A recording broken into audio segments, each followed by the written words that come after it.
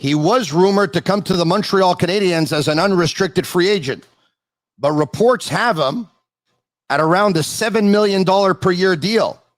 Is he worth it? As for another winger who was supposed to go UFA, forget about it. It looks like he's staying put.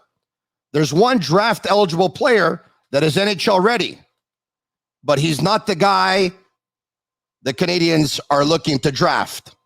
Or is he? Is the second pick in play? If so, what do you give up for it? And if he retires, do they end up trading pieces? We'll talk about this and so much more on Brunchin with Marinaro right here on the Sick Podcast with Stu Cowan of the Montreal Gazette and HockeyInsideOut.com. He's coming up. Happy Sunday, everyone. Turn up your volume. Because you're about to listen to The Sick Podcast with Tony Marinaro. The sickest Montreal Canadiens podcast. And now, a 24th Stanley Cup banner will hang from the rafters of the famous Forum in Montreal. The Canadiens win the Stanley Cup. Sports entertainment like no other. Brought to you by 8.6 Beer. Intense by nature. And welcome, Marinaro. It is the Sick Podcast brought to you by 8.6 Beer, intense by nature, the beer for those who follow their instinct and live their passions in order to make their mark. And joining me, as he does on most Sunday mornings, from the Montreal Gazette and HockeyInsideOut.com, Stu Cowan. How you doing, bud? I'm doing well, Tony. How are you? I'm doing very, very well. Thank you very much. All right, okay, so we got a lot to talk about. First and foremost, yesterday we actually celebrated our 1-year anniversary, and we did so at La Cage, and you were there, and I thank you very much for coming out. It was 1 year for the Sick Podcast with Tony Marinaro back in the month of March, but we wanted to get together, and because of COVID, we didn't. And then we wanted to get together in April, and we postponed the event because of COVID, and we were finally able to do it last night on Saturday, May 21st. At La Cage de Carry on Rue des Jockeys. And Stu, you were there. And so many of our sponsors were there. And so many of our viewers and listeners were there. It was really, really good to see everybody. So I hope you had a good time, Stu. It was a great night. Thanks for the invitation. A lot of fun. A really nice spot there also. Yeah, you're very, very welcome. All right. Okay. So much to talk about.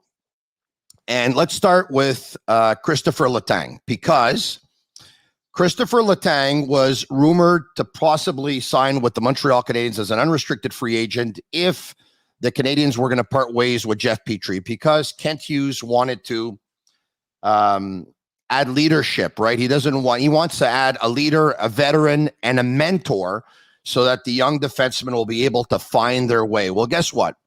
The great Elliot Friedman is reporting that Christopher Letang has been offered less than the $7.25 million that he earned on his last contract with the Pittsburgh Penguins. But there are reports that the amount is very close to $7 million. Stu, Letang is 35 years old. And surely he's still a very good hockey player and coming off a very good season. But if he comes to Montreal, he won't be playing with Malkin. He won't be playing with Crosby. He won't have a goal scorer like Gensel until Cole Caulfield is able to reach the numbers that Gensel reaches, and maybe he will. He's not going to come to a team that has a winning pedigree like the Pittsburgh Penguins. You would think his effectiveness would be less than what it is in Pittsburgh. So my question to you is, if the Canadiens part ways with Jeff Petrie, would you bring in Christopher Letang knowing that at 35, he's going to want a long-term deal because it's going to be the final contract of his career, and the amounts are reportedly close to $7 million? Well, the connection there, of course, Tony, is Kent Hughes, who's been his agent, I think, since he first came into the NHL. So that's where the link comes from. With Letang, to sign him for that kind of money for a long-term deal doesn't make much sense to me. I think you're better off keeping Jeff Petrie if that's the case. The other question is, would Letang be willing to come to Montreal on a bit of a hometown discount? Maybe, does he want to play in front of his family? Maybe have his kids come back here? All that kind of stuff, that factors into it. But if it's a 5-year contract at $7 million a year. To me, that doesn't make much sense for the Canadians. But maybe Chris Letang, with the connection with Kent Hughes, maybe would be willing to sign a shorter deal to come here and play in Montreal. But it seems unlikely to me at this point that would happen. All right. Okay. So this is what I say, and I've been saying it all along, is that I understand wanting to add a veteran so that your young defensemen have a mentor and someone who can show them the way. But here's a team that's trying to free some money from the cap. And so the first challenge is going to be freeing that money from the cap, or else you can't bring in a Letang. But once you do, and once you accomplish that, why would you want to go back to square one and be up against the cap again? It doesn't make any sense to me. Not to mention, I'm willing to pay for leadership, but why would I want to bring in a player who's going to make my team much better in the short term, when in the short term, I probably should be rebuilding? The thing is, I mean, Hughes has already said if Petrie leaves, if he trades Petrie, you will look to bring in another veteran defenseman. But I think it makes more sense to me to bring in a veteran defenseman near the end of his career, is looking for maybe a 2-year deal to bring him in. But again, Kent Hughes can't really do anything until the Carey Price situation is resolved, and also the Shea Weber situation is resolved. There's no guarantee that Shea Weber is going to be allowed to just stay on long-term injured reserve for the last 4 years of his contract. He might be in a position where he's forced to retire. If that happens, then the cap hit is a penalty to the Nashville Predators. Weber probably doesn't want to do that. I imagine Weber wouldn't mind going back and working in Nashville at some point. So for right now, Kent Hughes' hands are really tied. And as he said at a post-mortem news conference, he's just looking for some kind of clarity on the Carey Price situation. Like, is he going to be able to play again? Is he not going to be able to play again? Until that happens, there's really not much you can do at all. If he's able to trade Petrie, of course, he's got that $6 million available to the cap. But as you said, they could go right back up against the cap again on a team that's not going to make the playoffs next year. And, a similar situation to this season where losses will help them as far as getting a high draft pick at next year's draft. So I understand wanting to bring in a veteran defenseman, because playing defense in the NHL is so difficult. Playing any position in the NHL is difficult for a young kid. But if you're going to have 2, maybe 3 rookies in the lineup, their confidence is also important. You can't have these young guys going out and being -4, -5 every night and just losing all kinds of confidence. So I understand why Hughes wants to bring in a veteran to help them out and not just go all kids. But again, I think it makes more sense to me to try and find some guy later in his career looking for a 2-year contract or something like that, just to wrap up. Stu, you know what I was thinking about, and I have been thinking about for a while. And by the way, this is a show, Brunchin with Marinaro, that you can send in your questions, and we're going to try and get to as many questions as possible and try to answer as many of your questions as possible. And sharing is caring. Share it with your friends. We're live on Facebook right now. We're live on Twitter right now, and we're live on YouTube. Subscribe to our YouTube channel. It's absolutely free. Tell your friends about it. We think the podcast is sick. If you agree, comment sick, and we'll at that point we'll be able to feel the love. Is that, think about this, Stu. Every team that's in the playoffs right now, or every team that's pretty competitive, right? Okay, let's start with not every team, but let's take a look at some examples, okay? The Edmonton Oilers, all right, or teams that made the playoffs. Let's put it that way. The Edmonton Oilers haven't been able to get over the hump, all right? But they didn't just draft Connor McDavid alone. They had Draisaitl at one draft at number 3. They had McDavid at another draft at number 1. The Toronto Maple Leafs made the playoffs. I know they weren't able to get over the hump, but they lost to the defending Stanley Cup champions in Game 7. They drafted Riley at 5, Marner at 4, and Matthews at 1. All right. The Tampa Bay Lightning, out of all their players, there's a couple of players that they drafted 1, 2. Stamkos at 1 and Hedman at 2.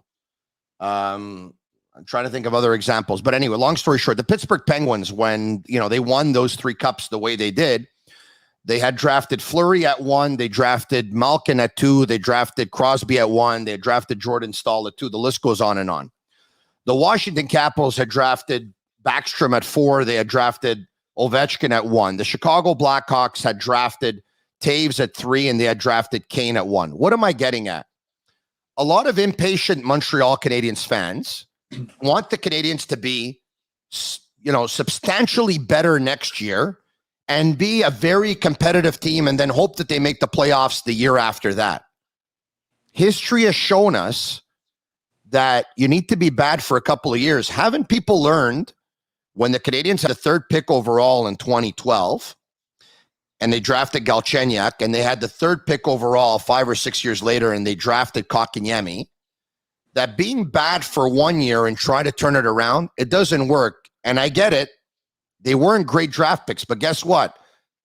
That's why it doesn't work, because sometimes just one player, if things don't go according to plan, it's not worth it. You need to be bad for at least 2 years. Don't you agree?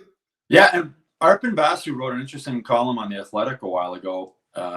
People always saying, the Canadiens fans, won't accept the rebuild. They won't accept losing for a couple of years. And then we saw what happened this year. This team finished last in the NHL, and they got a standing ovation when they left the ice for their final game at the Bell Center. Yeah, they did win 10-2, but they were fun to watch after Marty St. Louis took over. So I think Canadiens fans, if they're fun to watch and the team's entertaining to watch and they compete like they did after Marty St. Louis took over, fans are fine with that. Fans enjoyed watching Cole Caulfield score goals. They enjoyed watching Suzuki improve. They enjoyed watching like a Schoenemann, some of the young defensemen, Jordan Harris coming up. They were fun. They were fun to watch. And I think maybe if Jeff Molson and those guys weren't certain if Canadiens fans would accept being bad for a few years as part of a rebuild, I think they got the answer this season. Fans just want entertaining hockey. They want to win, but they don't want to, just barely getting into the playoffs, playing a boring brand of hockey is just, it's not the way to go. So as I said earlier, I understand they don't want to be finishing dead last doesn't guarantee you're going to get the first pick, right? It worked for them this year. So you don't want to totally tank. But as you said, like to go out and get free agents to try and make this team better just to barely get into the playoffs next season and not get a high draft pick, I don't think that makes a lot of sense. And I don't think that's the route that Kent Hughes is going to take right now. I think they want to have a team that competes. They want to have a team. You don't want a losing environment getting into the locker room, which was the case at the beginning of this season. They sort of got rid of that when Marty St. Louis came in, even though they had a couple of long losing streaks there. So it's a gradual process. As you said, it's the Canadiens didn't get this bad overnight, and they're not going to get that great overnight. It's going to take a little bit of time. So, I think Kent Hughes, I think that's the way he's going to go with this. I think you got some reinforcement this season from the reaction to the fans. Who would have thunk years ago that the Canadiens would get a standing ovation leaving the ice after having the worst record in the NHL? Now, on to the draft, because Simon Snake Boisvert was a guest here on the Sick Podcast several weeks ago. And, he doesn't have Shane Wright at number 1. And Shane Wright wouldn't be his pick at number 1.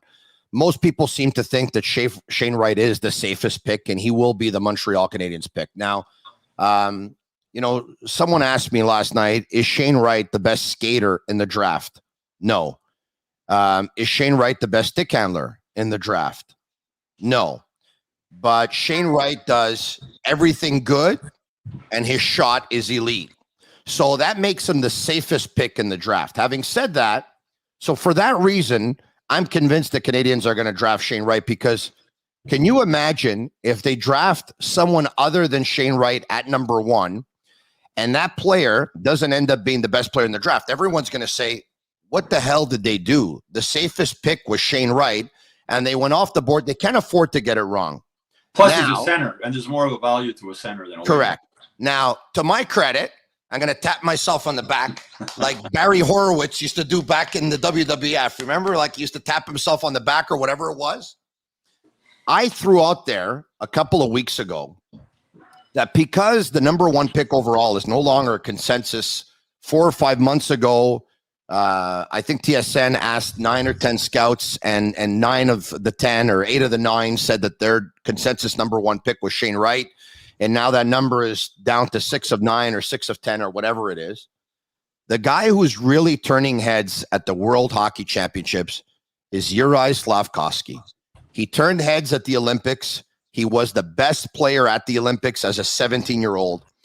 The 6'4", 215-pound winger, left winger, is really good at the World Hockey Championships. There are times where he's dominant. The last game versus Kazakhstan, he was player of the game. Former Montreal Canadiens scout Grant McCagg of Recruits and Recruits.ca has said that Slafkovsky, in his opinion, is NHL ready and the most primed to play in the National Hockey League. Grant has also said that Shane Wright, for what it's worth, would not be a top 3 pick on his list and that his playoffs were average. And there was actually a game or two in the playoffs where he was among the worst players on the ice. And I threw out 2 weeks ago, the Canadiens should make a serious play for the number 2 pick. According to most scouts, Wright goes number 1, Cooley goes number 2, who's also a centerman. The Devils have Jack Hughes, who's a phenom at center, and they have Nico Hischier, who's a very, very good hockey player at center. They don't feel the need to add a Wright or a Cooley. So with the second pick, you would think that if they would draft Slafkovsky. But the Devils have said that they're willing to listen to offers for the second pick. My question to you today is, how interested are you in the second pick? And what would you be willing to give up? And what do you think it would take? That's a good question, Tony. And the thing, I was mentioning about Shane Wright being a centerman, you looked at Slafkovsky as a winger. And one of the things I have been trying to find is somebody to play with Suzuki and Caulfield, right? You wonder if that might work there. What would it take to get that? I mean, if you're in New Jersey, you're going to be looking for one of the top young players. I mean, they're going to be asking for Caulfield. They're not going to get him, but they're going to be looking for like a Jordan Harris or a top prospect at least, if not more. It's not going to come cheap. I mean, New Jersey is willing to trade it, but they're not going to give it away. High value to that pick. So the Canadiens would have to give up at least 2, if not 3 pieces, I think, to get that. Stu, I need you to hear me out for a second, okay? I think every now and then I make sense, all right? I'm not just another pretty face, in case you were wondering, all right? Listen carefully. The Canadiens finished 32nd of 32. You need to do something to reinvigorate the fan base. Mm-hmm. I get it. There are no guarantees that you will get the number 1 pick next year or the number 2 or the number 3. It would be great because the top 2 picks at the very least are generational talents, Bedard and Michkov. With Fantilli to go number 3, who's rated higher than actually Shane Wright is on a lot of people's lists. So the number 3 pick in the 2023 draft is actually rated higher by some scouts than the projected number 1 pick this year. There are no guarantees. Your draft is in Montreal. This is your Stanley Cup. This is almost bigger than your Stanley Cup final because with all due respect to the Canadiens, they didn't have much of a chance last year in the Stanley Cup final. And, unless, we wanted to hope that they did. You need to make a splash. There's some uncertainty about the number 1 pick. It actually makes people nervous because it's not the best year to have the number 1 pick.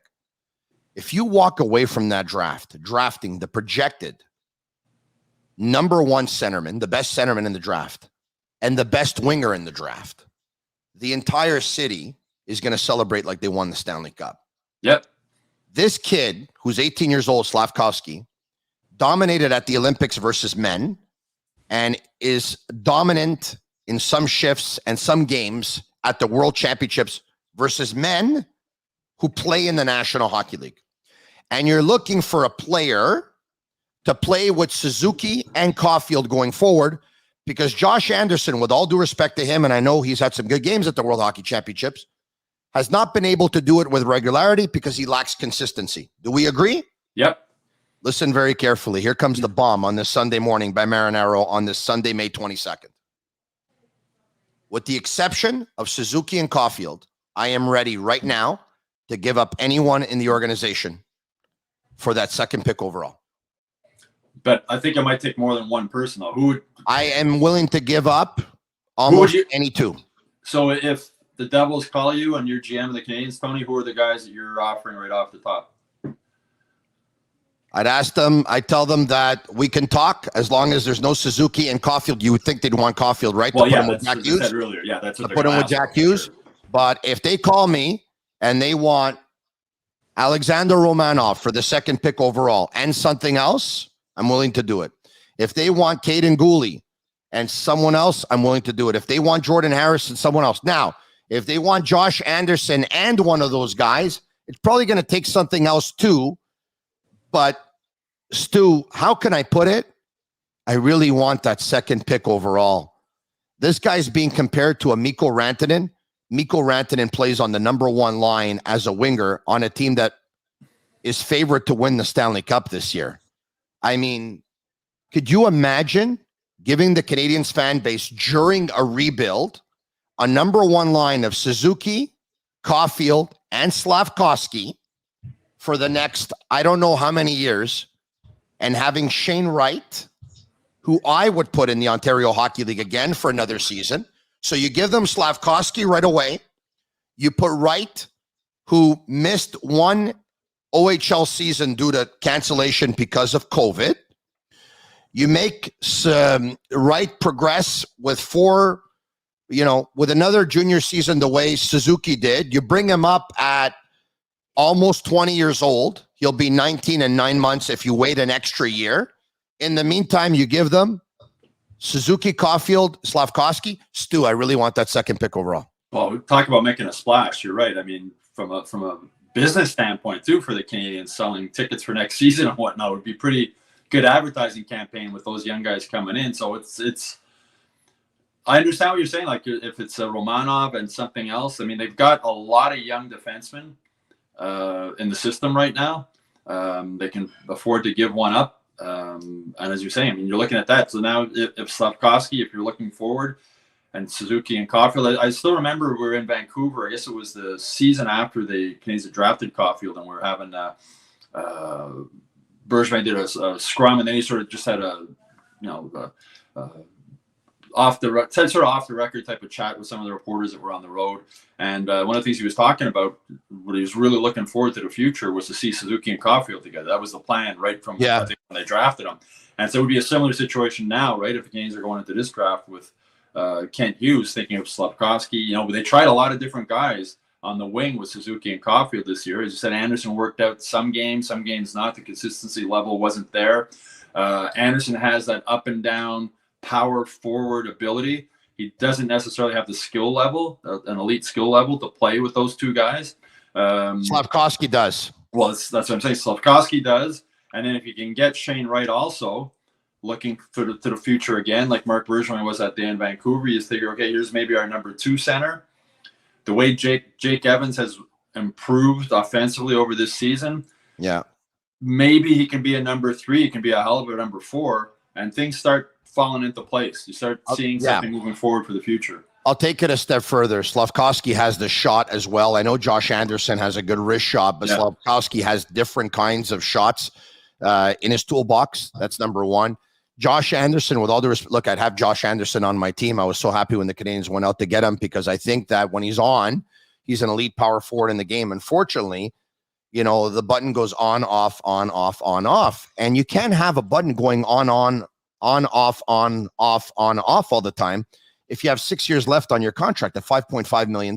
And, they want to alleviate the cap or make some cap room. That's a way you can do it. And by the way, like I'm not in a hurry to give up on Josh Anderson. All right. I want him on the team, but I also recognize that if you want the second pick overall, you're not going to get it from Mimi Coco Puvadore Chipolo. You know what I mean? Yeah. It's just not going to happen.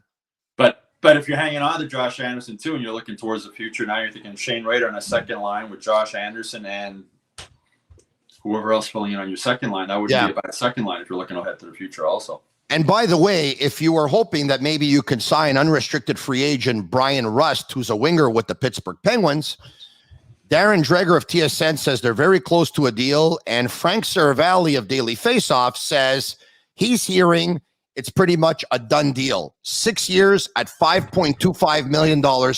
Brian Rust is staying put in Pittsburgh. So you can scratch him off the list. We're going to get to your questions. Why don't we do that now? We still have plenty of things that we want to talk about, but we want to answer your questions from Jacques Dorion. Hey, Tony and Stu, love these 6 Sunday streams. Is Primo regaining the confidence of the organization with his playoff performances in Laval? Stu? I'm sure he is. I mean, why wouldn't he? He's been really, really good. When you think they didn't even start him in the first game of the playoffs, then he came in and he's been fantastic since there. I was at the Laval practice on Friday. He was talking with Xavier Ouellet, and he was saying the kid's he's been really good. He's given us a chance to win every game he's in there. I think not only for the Canadiens' confidence, I think it's been a boost for Caden Primo's confidence also. I think I mentioned this before on a previous episode with you, Tony. Primo's too young to give up on. There's reasons why he was a 7th-round pick. He obviously had holes in his game. But the kid's last couple of seasons have not been normal, right? I mean, there are not a lot of games because of COVID. He's been up in the NHL because of injuries, down, up, down, struggle at the NHL level. He needs at least one, if not two, full seasons in the AHL, playing 60 games, get into a groove, get into none of this up and down stuff that he's been going through the last couple of years with injuries. But yeah, without a doubt, I'm sure he's improved the confidence of the organization, and also, even more importantly, his own self-confidence is, I'm sure, been boosted by this. Other questions coming in. Thank you, Jacques, for the question. And once again, comment if you love the podcast. Comment sick. Jimmy Highlight says 666. Thank you, Tony. Do you believe Kent Hughes and Jeff Gordon will let this ship organically sink next season? It is my hope that they do. I know it's not a popular opinion, but it's the smart one. Anyone who doesn't want to see this organically tank is just way too emotional and not thinking straight. You cannot turn an organization around with 1 year of a top pick if that player is going to need. I don't think so. I don't think you can. History has shown us you need to have several picks that are anywhere 1 through 5. I like that term, organically tanked, because if you look back to past season, they organically tanked after the trade deadline. Players aren't going to tank. I mean, the players want to win. But you take Lehkonen out of the lineup, you take Ben Sherratt out of the lineup, Kulak, those two guys together. That's a lot of minutes on defense they're eating up. Yeah. Foley. No, they're a lot weaker team without those guys in the lineup. Yeah. It's not like the guys that were there weren't trying and didn't want to win, because players want to win. They're not worried about the Canadiens' future. They're worried about their own personal future and their contracts and whatever else. They want to win. So organically tank. When Kent Hughes got rid of those players at the trade deadline, that made it more difficult for this team to win. Translation, if it's not a great team on paper, chances are it won't play like a great team on the ice, at least not over an 82-game season. And it doesn't look like you'll make the playoffs, and it doesn't look like you'll win too many games. That is what organically tank means. Other questions? Alan Ruttman, good morning. New York has 5 teams. Ontario has 2 teams. Alberta has 2 teams. California has several teams. Why can't Quebec have another team? Alan, it's a great question. Quebec should have another team. I think it's an absolute disgrace and a shame that the Centre Videotron is there and it's empty and there's no hockey.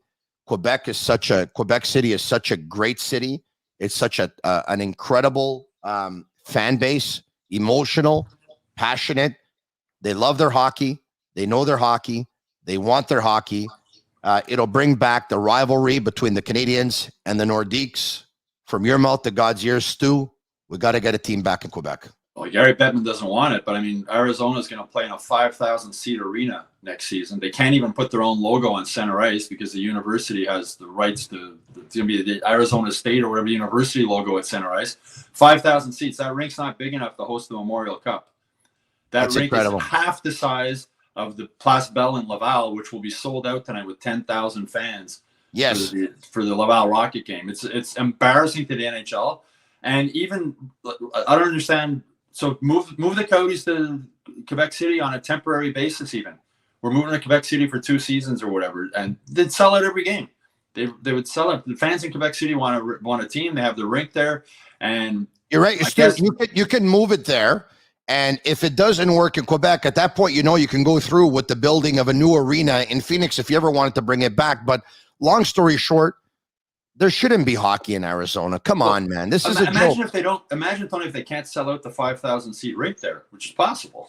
I've been there. And the thing is, Arizona, where the old arena was, it's a beautiful area. It's a really beautiful rink. It's nice shopping and bars around. It's right near where the NFL football stadium is. I mean, how many new arenas does this team need to have before they realize it's not the arena? People in Arizona, there's just not enough hockey fans there to support an NHL team. Think about it. Hockey in Arizona, the only place in Arizona that has ice are those 2 rinks. You can't even get it in your drinks because by the time you put it in your drink and it's 40 degrees outside, the ice is going to melt. And that 5,000-seat arena, they probably won't even sell it out. Well, that's what I'm saying. Yeah. A 5,000-seat arena without even the teams, the Coyotes logo won't even be at center ice. It's going to be the university logo at center ice. It's embarrassing. Embarrassing. I don't understand why the NHL is allowing this to happen. I mean, Gary Bettman. I think part of it is Gary Bettman won't admit he made a mistake. Doesn't want to admit that going to Arizona was a mistake. Stu, it's so embarrassing. All right, in my mother tongue. You ready for this? I want you to repeat after me. All right, can you do this? Let's see if you can. I'll try. Que vergogna, Wayo. Que vergogna, Wayo. There you go. All right, more questions. Let's go. The Sick Podcast has become Babel, and we're teaching Stu another language. All right, Sci-Fi says, Tony, asked Stu why in his Twitter profile picture he looks like he's auditioning for a role in The Sopranos. That picture was actually taken by John Mahoney after Guy Lafleur's funeral. And he sent it to me, and I'm still trying to figure out what it was I was looking at. I thought it was kind of a funny photo, so I threw it up there. Maybe I should change it back to the other one. All right, next question. Joel Kravitz enjoyed Lacage, and as far as the offseason moves that the Kings want Gallagher to replace Dustin Brown, I would not want to retain half of his salary. Now, Stu, as you know, I threw this out there probably about 4 months ago on Twitter. I know you came back to the charge sometime in the last week. But if the Canadians want to part ways with Brendan Gallagher, the only logical thing, unless they don't want to go for it, the relationship between Marc Bergevin and Brendan Gallagher, Dustin Brown retired, the Kings are willing to pay for veteran leadership. We know that Marc Bergevin is the president of the Brendan Gallagher fan club. And Philip Deneau might be vice president. You could put Philip Deneau on his line. Who knows? They'll probably go out and get Thomas Tatar for the New Jersey Devils. But if there's one team interested in Gallagher, you would think it would be LA. Yeah, I agree. And as you're saying, Marc Bergevin, remember Marc Bergevin was in tears after giving Gallagher that contract when he was asked what Gallagher meant to him and the Canadians. And he got emotional talking about him, saying he's what a hockey player is supposed to be. And for many reasons that Bergevin said are true. I mean, Brendan Gallagher comes to compete every single game. He's going to give you 100% effort every single night. Yeah. His body's been breaking down. I wrote a column near the end of the season. I'm not ready to give up on Brendan Gallagher as a player. I don't think he'll be a 30-goal scorer again, at least not with the Canadians, because he won't be on the top line. He won't get much power play time. But it'd be really interesting to see how he plays next season after having a full summer to try and get his body back in shape. He's one of those gym rat guys. He'll be working out all offseason. He'll come back to training camp as healthy as possible. Hopefully for his sake. He had groin injuries and a hip injuries. He's had a lot of wear and tear on that body. I think he can still be a very effective hockey player. He's not worth the money that he got in that contract, but he was probably underpaid on his previous contract, right? So he was paid for what he did before as a 3-time 30-goal scorer. But LA, if there's a way that they can make that deal, LA would seem like a fit for the reasons that you just mentioned. And he's paid for his heart. He's paid for his soul. He's paid for everything he gave. He paid for all the sacrifices he made. He's being paid because he'll never put your organization in a bad light. He's being paid because he carries himself in an exemplary fashion. He the other thing, Tony, the other thing about Gallagher, when he had his previous contract, it was $3 million he was getting, if I'm not mistaken. 3.75. And I remember asking him at one point, he signed a long-term deal, and I remember saying, do you feel like you're underpaid? Like, do you regret signing that long-term? And he went, are you crazy? So that's more, when I signed that contract, that's more money than I ever thought I'd see in my lifetime. I was thrilled. He said, I'm not going to complain about it. I signed that contract, and it was one of the happiest days of my life when I signed it. So you got to admire a guy like that in this day and age when you see guys who want a long-term contract, and then halfway through, when they're not making as much as maybe they could have, complaining about it, well, then don't sign the long-term contract. Sign a shorter contract. Brendan signed the long-term contract, got that guaranteed money, was underpaid for a period of time there, was a 30-goal scorer, never complained about it, and was rewarded afterwards with this contract. But he's not the only guy that's happening to. I mean, Carey Price is making $10.5 million a year for what he did in the past, more than what he's going to do in the future. It's actually the only thing that Brendan Gallagher and I have in common, that when he was making $3.75 million, I was making $37,500. So he had a couple of zeros more to his salary than I did. But yeah, that's the story of my life. But anyway, I digress. We move on, and hopefully the podcast can pay a vacation at the end of the year. Mark says, why isn't Savard and Edmondson good enough veterans for leadership now? It's a good question, Stu. Well, they don't really play. Those two guys don't really play the system that St. Louis wants to play. They're not like puck-moving guys, offensive type guys, more like a Jeff Petrie.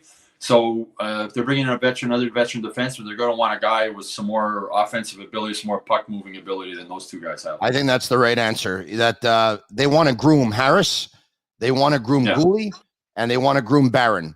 And those guys can all move the puck. Byron skates like the wind. Jordan Harris, a great puck carrier. And they want a defenseman who shares those qualities and those traits to be able to mentor those defensemen, and not a Joel Edmondson telling everyone to stay back and block shots, with all due respect to him, which is something that he does really. Joel Edmondson's a great stay-at-home defenseman, but I understand exactly what you're saying, Stu. Well, let's say, Tony, let's say that they have three of the young defensemen playing next season, right? Yeah. And then so you've got Savard and you've got Edmondson as your 2 and 3 pairings.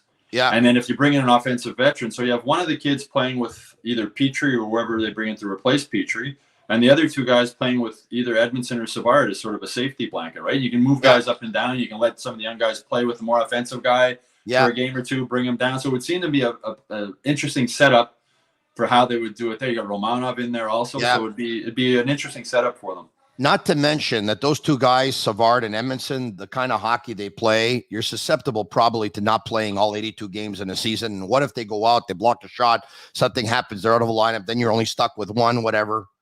I think it's a little touchy in that respect. Hey, by the way, speaking of defensemen, there's a Canadiens defenseman who was not drafted by the Montreal Canadiens, that his name came up at the end of the year, and more people are talking about him because he's having a pretty great playoff with 4 goals, 3 assists, 7 points in 8 playoff games. Stu Cowan, you know what I'm talking about? Is it Kulak? No, not drafted by the Canadiens and currently not in the National Hockey League. Playing in the OHL playoffs, I'll tell you who it is. It's Arbor Jacki. Okay. That's Arbor Jacki.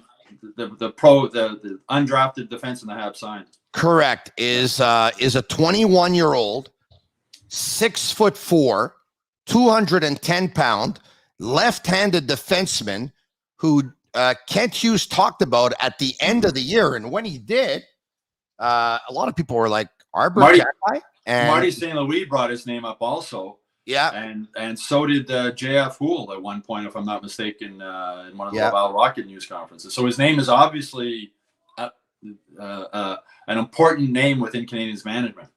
Stu, who do you think is the most solid team in the playoffs and has been for the last 2.5 years? I think everybody knows the answer. Sure. Perfect.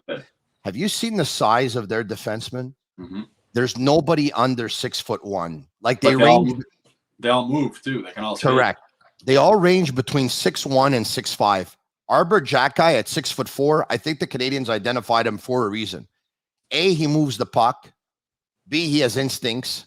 C, he has size and strength and physicality. And I wouldn't be surprised. Like when they start talking about guys, it's obviously guys that they've identified. All right, back to the it goes question. Back to what we were talking about earlier with the Canadiens. If they're going to try and get 2 of the top 3 picks, they have a lot of young defense prospects. A lot of defensemen. They can afford. And talking about big defense, I mean, one of the main reasons, Carey Price was the main reason the Habs got to the Stanley Cup final last season. The second reason was the 4 Clydesdales on defense.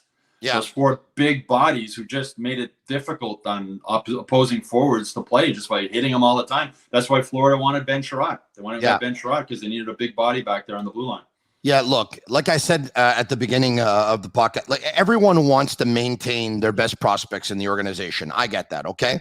But Caden Gooley, you take a look at where he was drafted, all right? We're talking about the 2nd pick overall right now, okay? The 2nd pick overall. Caden Gooley was drafted 16th overall, okay? So let's just say the Devils want Caden Gooley, who was drafted 16th overall. And I understand it's a little bit of a flawed thing because Suzuki was drafted 13th overall, but he's probably better.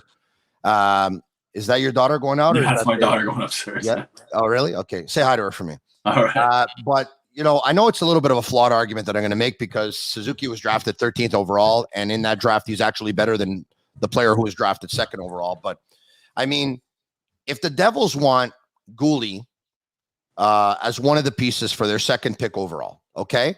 And the Canadiens will still have Harris, and they'll still have Byron, and they'll still have Jacki, and they'll still have Logan Mailloux, and the list goes on. And they still have Romanov. You give it.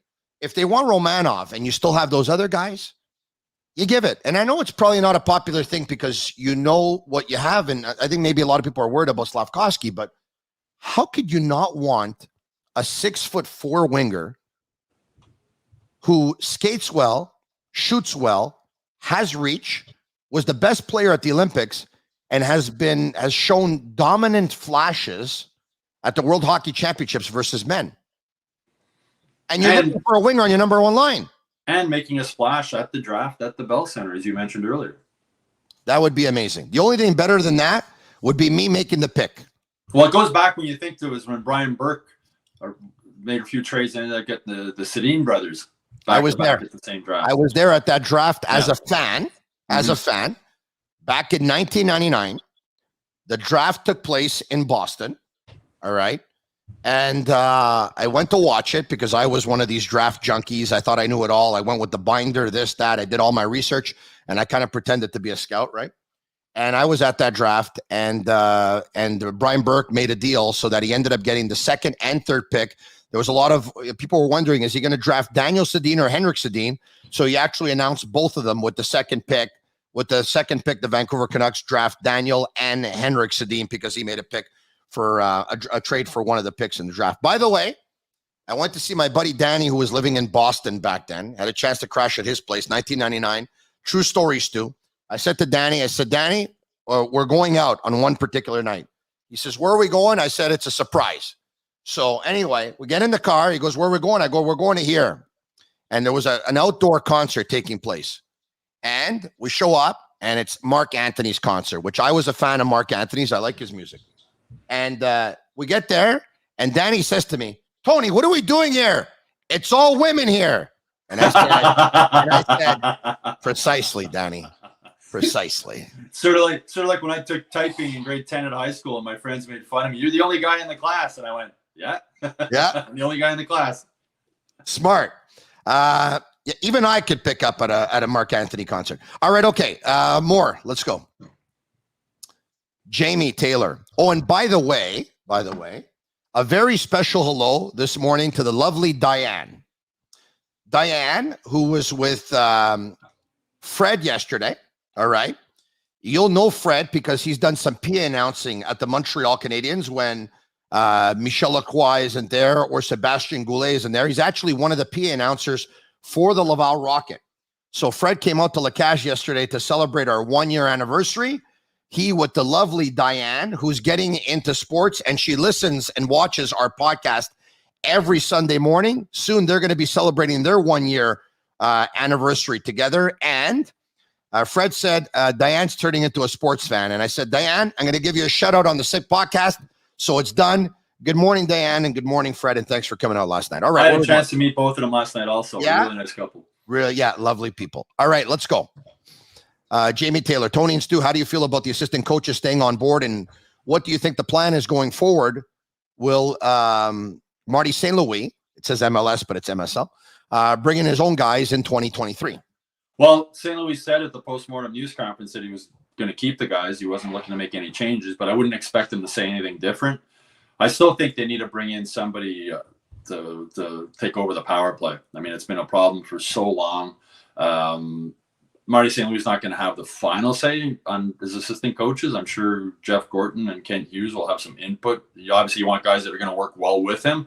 But at that point, like the day after the season's over, the head coach isn't going to say, even if I'm not bringing back my assistants.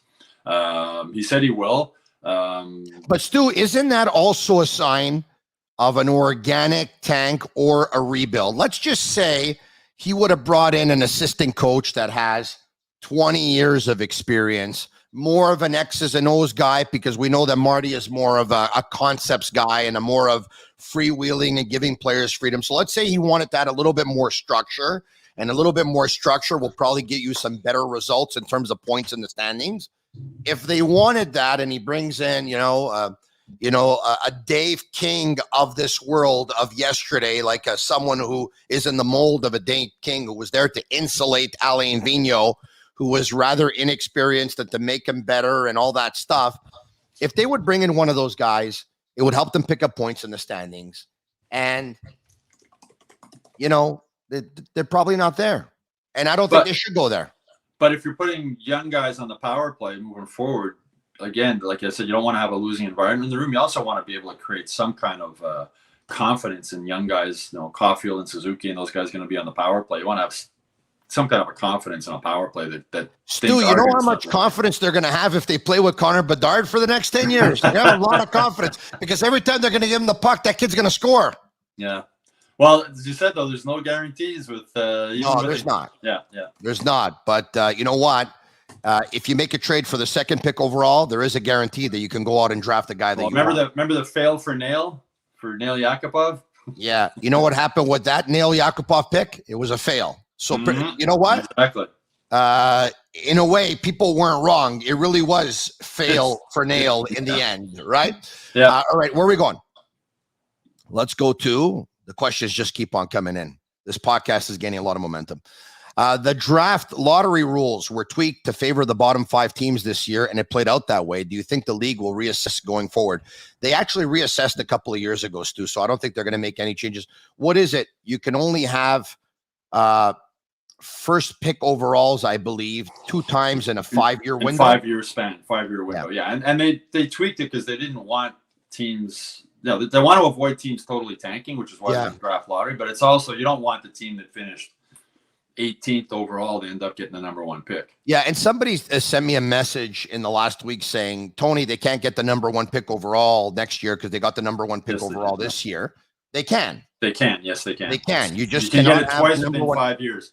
Correct. Twice within 5 years. That's the rule. So, yeah. So if they were to win the pick next year, they wouldn't be able to have the first overall pick for 4 more years after that, right? That's okay. I'll take the number 1 pick next year, and I'm set for the next decade. Mozitumo. All right. Where are we going here? Inortap. Don't know what that means, but anyway, maybe it's a nickname or not, but if it's your first name, it's very original. Realistically, how long before Montreal makes the playoffs again and are impactful? I would say 3 years, just because look at what Jeff Gorton did with the Rangers. Roughly 3 years. 3 years before they're going to be a team that a legitimate playoff team. And then people talk about the Stanley Cup. It's the play. Just making. I hear people say, "Oh, the Canadians, there used to be win the Stanley Cup or nothing. Now it's just make the playoffs and they're happy." Making the playoffs in today's NHL is a heck of an accomplishment. It takes about 100 points to do it. Yeah, and we've seen in the playoffs great teams losing. I mean, Florida, best team in the NHL. I saw something on the TV the other day, and they had the chart like the President's Cup winners who have won the Stanley Cup. There's like one in the last 10 years or something that's won the President's Cup and then gone on to win the Stanley Cup. So the NHL, there's so much parity in the NHL with the salary cap and everything else that just getting to the playoffs is an accomplishment. And you saw what happened last year. Mark Bergevin, some people used to mock him saying, "Oh, just get to the playoffs and anything can happen." Well, anything did happen last year, and the Canadiens went all the way to the final. You're right. So I think they're 3 years away from getting into being a team that can legitimately make the playoffs. And anything can happen once you get into the playoffs. Yeah, but in the end, logic prevailed, and the team that drafted Stamkos at 1 and Hedman at 2, and also drafted Kucherov and Palat and Braden Point and Anthony Cirelli, and had unrestricted free agents like Yanni Gordon, also drafted Killorn and Vasilevsky. Logic prevailed in the end, and that team won the Stanley Cup. All right, okay. You know what, Tony, to interrupt for a second. Watching Tampa Bay, Julien Brisebois and Cooper and that whole organization, they're smart guys running that team, right? Love those people. I love them really all. smart people running that team. Julien Brisebois is, if they can win 3 Stanley Cups in a cap world, that's remarkable. But they're smart guys with good people skills, and that's what the Canadians now have in place. They have those kind of guys in place now here, which makes me more confident that over a 3-year span, they will do the right things and they will be able to make this team into a playoff team again. And you know what? In the end, it's kind of like everything worked out. I love Matthew Darche as well. He's going to a real great school. I think he's going to Harvard under Julien Brisebois. Yeah. And I'm sure Matthew's going to make for a very good general manager in the National Hockey League one day. And I think so. I think he's better off in Tampa. And I think Kent Hughes and Jeff Gordon, with the relationship that they have too and the chemistry they have, they're better off here. I think it's worked out for everyone. And a special hello this morning to France Jean, goaltending coach for the Tampa Bay Lightning, Vasilevsky's coach, who's been on the Sick podcast before. And a special good morning to him as well, or good morning. Good afternoon now. It's 12:22 as we speak, because he too has done a heck of a job with that organization. He's also a very instrumental piece of the puzzle, as is the director of amateur scouting, Al Murray, and all the scouts under him. I think they've done a fabulous job. All right, more questions. The Montreal Canadiens, coming from Tim Roach, were to draft Slafkovsky or Cooley at number 1 over Wright. Would you be disappointed? It takes a lot of courage to do that, because if it doesn't work out, then you didn't draft the guy that most people thought you should have drafted at number 1 overall. Now, those players probably have a higher ceiling, probably more potential, probably more overall talent. But the last time the Canadiens drafted a player who they thought had more potential and a higher ceiling than a player who was better now, they drafted Kotkaniemi over Tkachuk, and that didn't work out. Yeah. Right? Disappointed. That's a question. That's a question you'll be able to answer in 5 or 6 years. If you're disappointed. I mean, I wrote a column recently about the draft when Colorado was the worst team in the league by like 25 points. Like, you talk about a tank job. They were 25, 28 points worse than every other team in the league. They lose the draft lottery. Joe Sakic is really upset going into the draft, and they ends up with Cale Makar at the number 4 pick. Yeah. Things worked out okay for By him. the way, I love it, and I really think it's kind of cool, and I'd like to see more of it. But could you imagine if the Canadiens would have drafted Brady Tkachuk and Shea Weber unofficially retired, and Brady would have been their captain this year, and they don't make the playoffs, and they finish 32 of 32, and he's in Calgary cheering on his brother wearing a red Budweiser shirt or whatever he is, drinking a Bud, oh my God, or whatever he's drinking. If I was him, I'd drink 8.6 beer, of course, because it's intense by nature. Like him, it would be a much better beverage for him. But could you imagine if that was a Montreal Canadiens player? Well, it was Bud, because Bud signed them to an endorsement deal. Yes, they did. But Yes, you know what? they did. By the way, 8.6 signed me to an endorsement deal. Thank you very much. Some people are criticizing. I mean, Tony, you have 2 boys. Yeah. Right? 2 brothers. I mean, I think it's great. I think the NHL needs more character personalities like Brady Tkachuk. I love it. He's not sitting in a private loge. Yeah. He's in with the fans, high-fiving fans, having a great time. And they're brothers, right? It's not like the next time Ottawa plays Calgary next season that he's not going to try and run his brother through the boards, because he will. It's Brady Tkachuk. And the whole thing you're talking about, taking Kotkaniemi instead of Tkachuk, it's just the whole character thing. The whole, like, Brady Tkachuk is let's say he's captain of his team already. He's a guy who loves to play. He's got character. He's got personality. Mean son of a gun. I mean, as I said, people are saying, well, you think when he plays Calgary next year, he's not going to be running his brother and doing everything to win? His team's eliminated. The family's obviously a tight-knit family with the brothers. The 2 brothers love each other. And I think it's fantastic. I love it. And I'm going to love it even more when they play each other next year. Yeah. And they're going to be trying to run each other through the boards. I thought it looked and was kind of weird in a way, in a cool, weird kind of way.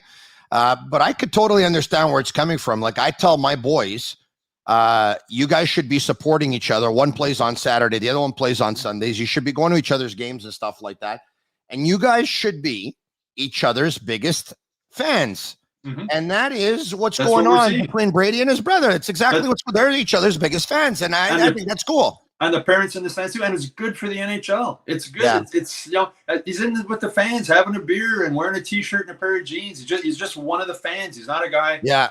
Chantal McAfee has spoken when she took over her new job at the Canadiens. She wants the players to have a connection with the fans. That connection was broken over the years.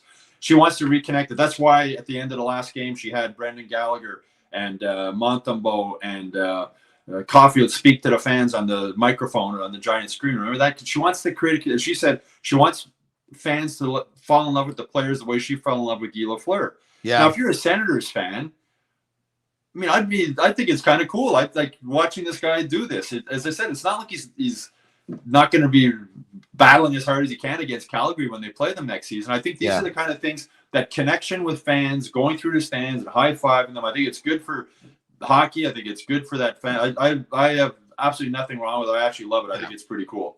All right. As we continue to talk about the Canadiens, it made headlines over the last week. I don't know if you had a chance to see this or read this, and that Jonathan Drouin is available for the right price.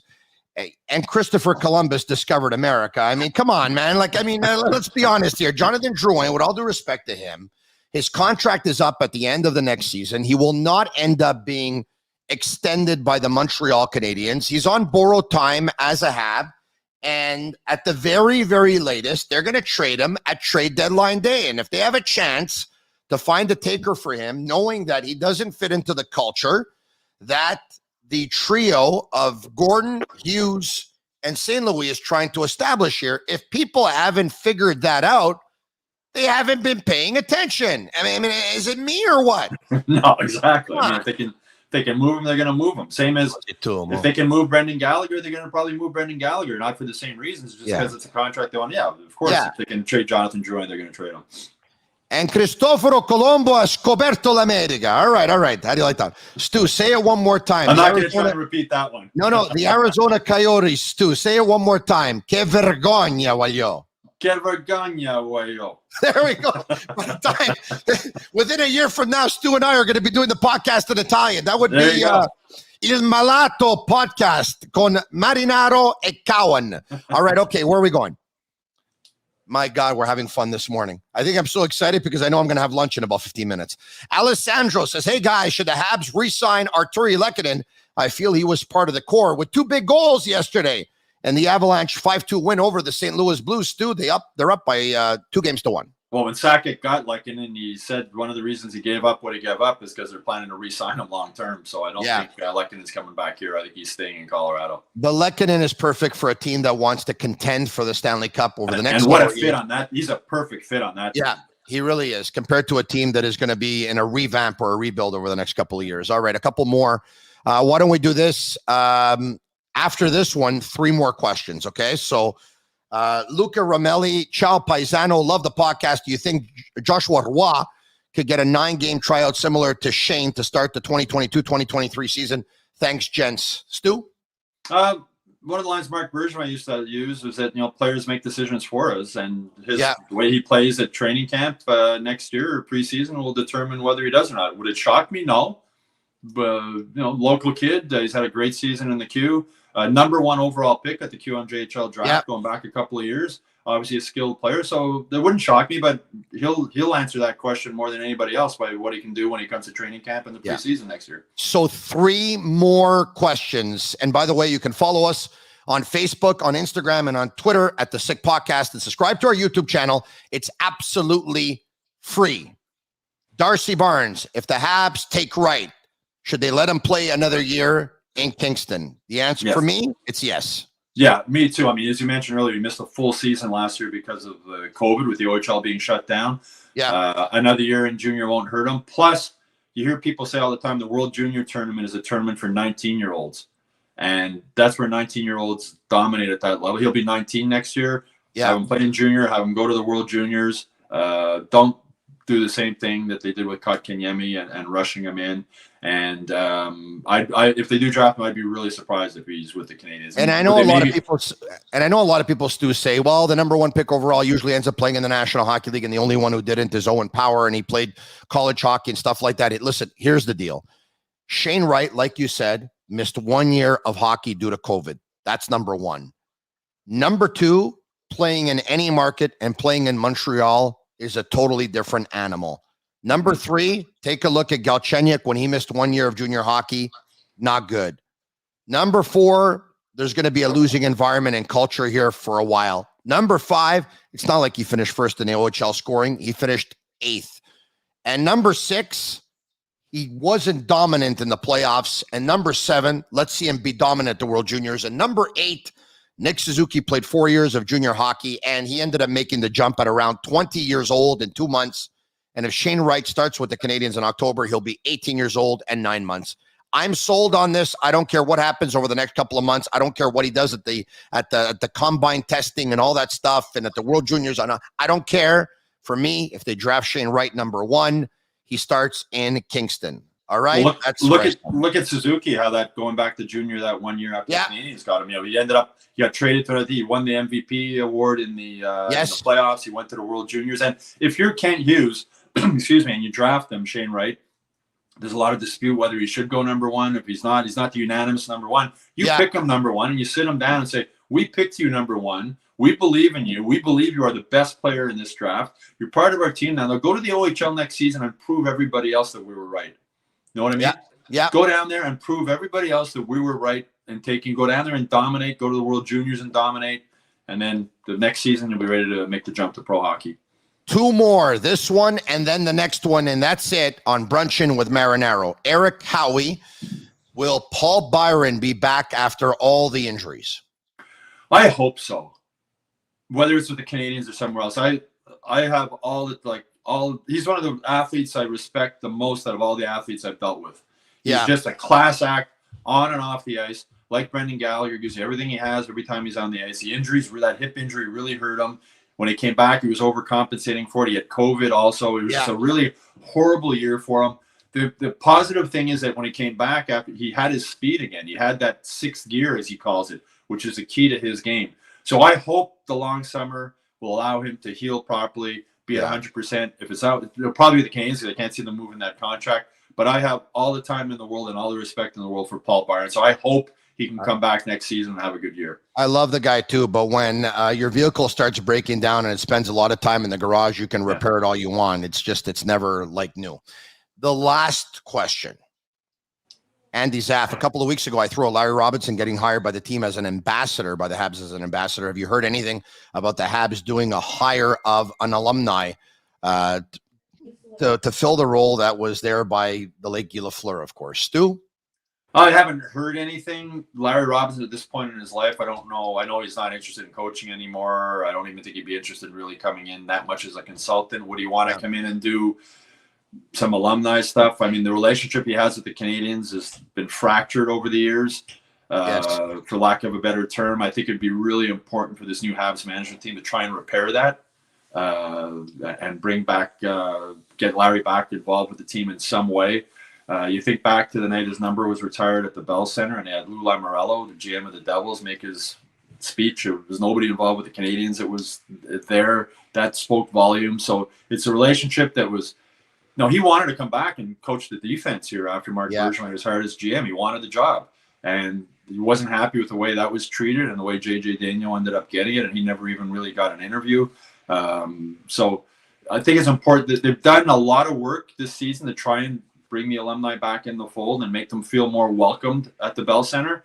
And it would be, to me, a really good move by the Canadians to try and make Larry Robinson feel a lot more welcome at the Bell Center, even if it's just like twice a year to come in and be in a loge with some fans or something like that. But I think that's a relationship that they really have to work on repairing.